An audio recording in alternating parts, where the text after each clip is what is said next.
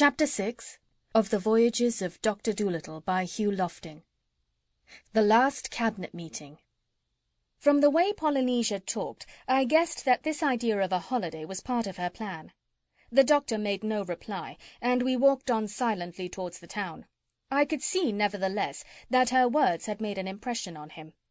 After supper he disappeared from the palace without saying where he was going, a thing he had never done before. Of course, we all knew where he had gone. Back to the beach to sit up with the snail. We were sure of it, because he had said nothing to Bumpo about attending to the matter. As soon as the doors were closed upon the cabinet meeting that night, Polynesia addressed the ministry.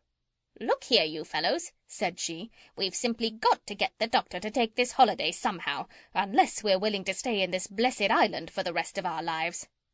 "But what difference," Bumpo asked, "is his taking a holiday going to make?"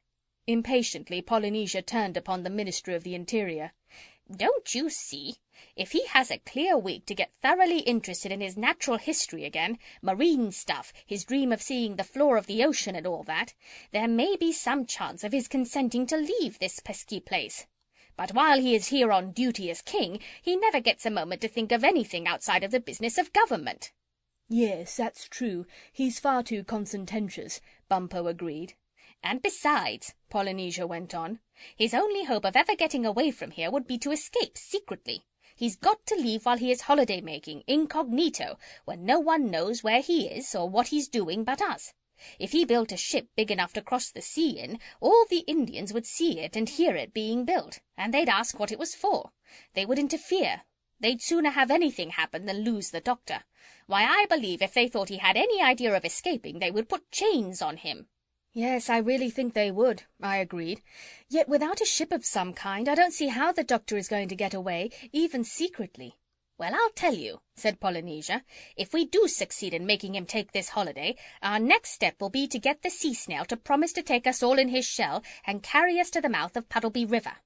If once we can get the snail willing, the temptation will be too much for John Dolittle, and he'll come, I know, especially as he'll be able to take those new plants and drugs of Long Arrow's to the English doctors, as well as see the floor of the ocean on the way." "How thrilling!" I cried.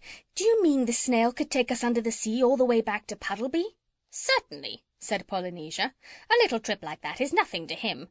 He would crawl along the floor of the ocean, and the doctor could see all the sights. Perfectly simple. Oh, John Dolittle will come all right, if we can only get him to take that holiday, and if the snail will consent to give us the ride." "Golly, I hope he does," sighed Jip. "I'm sick of these beastly tropics. They make you feel so lazy and good for nothing. And there are no rats or anything here. Not that a fellow would have the energy to chase them, even if there were. My, wouldn't I be glad to see old Puddleby in the garden again. And won't Dab-Dab be glad to have us back." "By the end of next month," said I, "it will be 2 whole years since we left England, since we pulled up the anchor at Kingsbridge and bumped our way out into the river." "And got stuck on the mud bank," added Chee-Chee in a dreamy, far-away voice.